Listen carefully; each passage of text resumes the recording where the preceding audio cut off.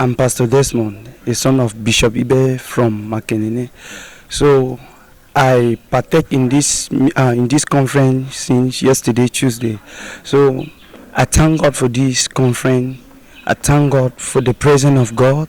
I thank God for the teaching. The teaching have directed me. The teaching have delivered me. The teaching have led me. The teaching have promoted me. You have led me. You have taken me to another dimension. I thank God for the conference. I've also experienced the presence of God, the move of God. And the teaching also, it will help me for my work, for the pastoral work I'm doing out there. So I thank God today for the message today. The message today, it was talking about my relationship. That's the relationship between the Son and the Father.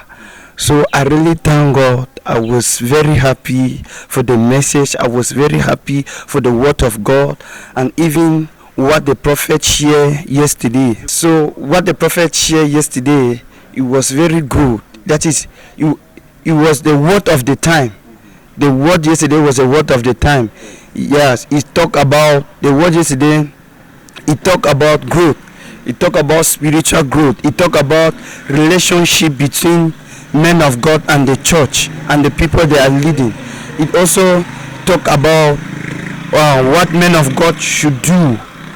They should not be limited with what they have presently, but what they have presently, it should motivate them to look for more. That is to win more soul for Christ. So I thank God so much for this conference. What I have experienced here, in fact, I'm praying that the next weekend should come very fast, because I pray God I will not miss it. Amen. Bonjour, je suis le pasteur Serge. Et par la grâce de Dieu, je suis en train de prendre part à cette conférence des pasteurs organisée par notre père et mentor, prophète Samuel Lonsi. Et il faut dire que c'est une très belle occasion. C'est une occasion où il partage avec nous des secrets profonds en ce qui concerne le ministère. Et l'une des choses qui, moi, en tout cas, beaucoup de choses m'ont marqué, beaucoup de choses m'ont touché. Mais s'il y a quelque chose que je voudrais mettre une emphase, c'est la prière des leaders, des hommes de Dieu actuellement. Daddy a dit que lorsqu'on ouvre la Bible, la parole de Dieu, il y a 4 choses. Il y a 1, la prophétie. 2, il y a la promesse. 3, il y a l'instruction. Et en 4e, il y a le principe. Et on a commencé par la prophétie. Actuellement, nous vivons une saison et la Bible dit que Dieu est le maître des temps et des circonstances. Si on ne prie pas en fonction de la saison dans laquelle on se trouve, si on ne prie pas en fonction de l'époque dans laquelle on se trouve, on risque d'aller à contresens. Et Dieu merci, il nous a donné des versets puissants, extraordinaires de l'Ancien Testament qui parlent de la saison dans laquelle nous sommes. Et en tant que des ministres de Dieu, prier en fonction de la saison, travailler en fonction de la saison, fournir des efforts en fonction de la saison, c'est aller dans le sens, dans la direction du vent, et c'est alors qu'on a des résultats. C'est un enseignement qui m'a vraiment marqué.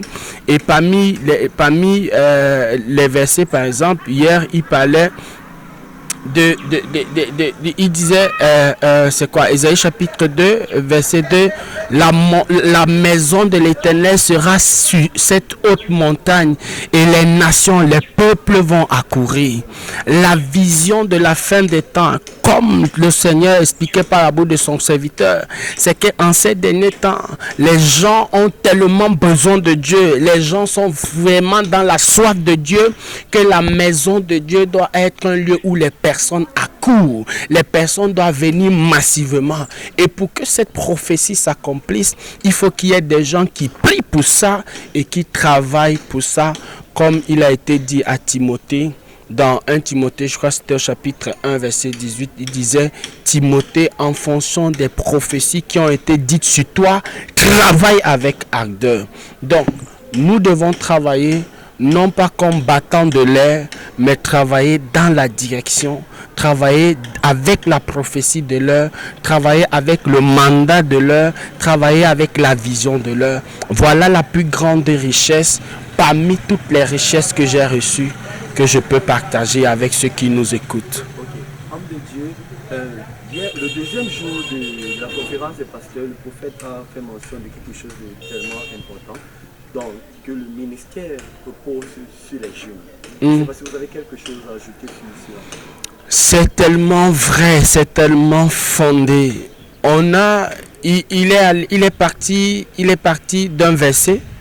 Il disait que le plus jeune, je pense que c'est dans Jérémie, il disait que le plus jeune d'entre vous, non, Jérémie, Michée, j'ai oublié, Michée, voilà, le plus jeune d'entre vous sera 1000.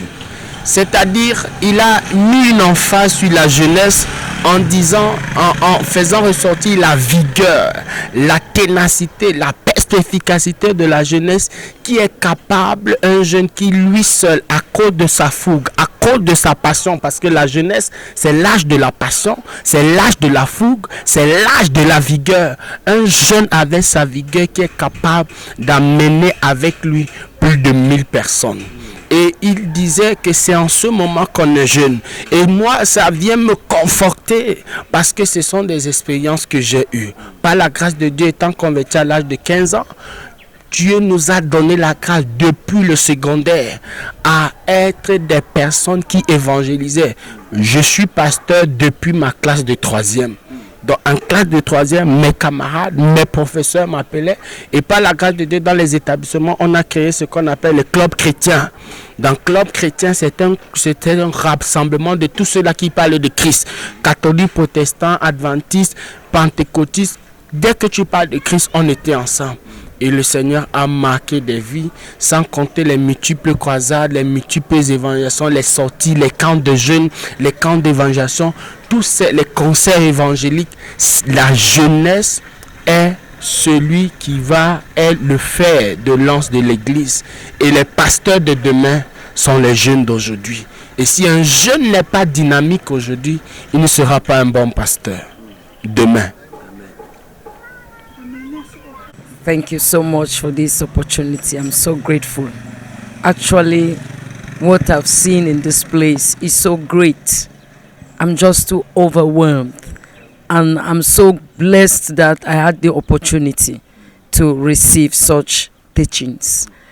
And I just want to thank God. I was so touched.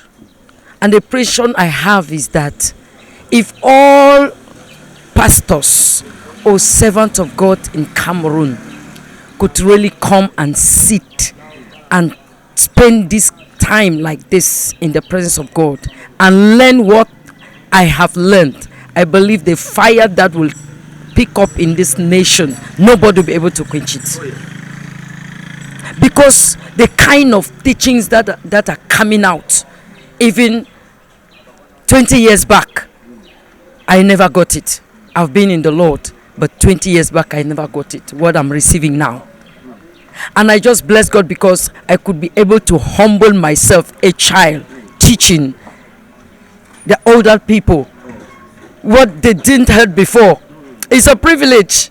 And I'm calling on every pastor in Cameroon, every servant of God, wherever you are, as you have the opportunity, sit down and learn. And what you will carry, even the young ones that are growing, you will have something to impact them. You have something to transmit to the young ones that are coming. So I'm so grateful what I have received. I believe it will not go in vain. The people that are coming will receive it.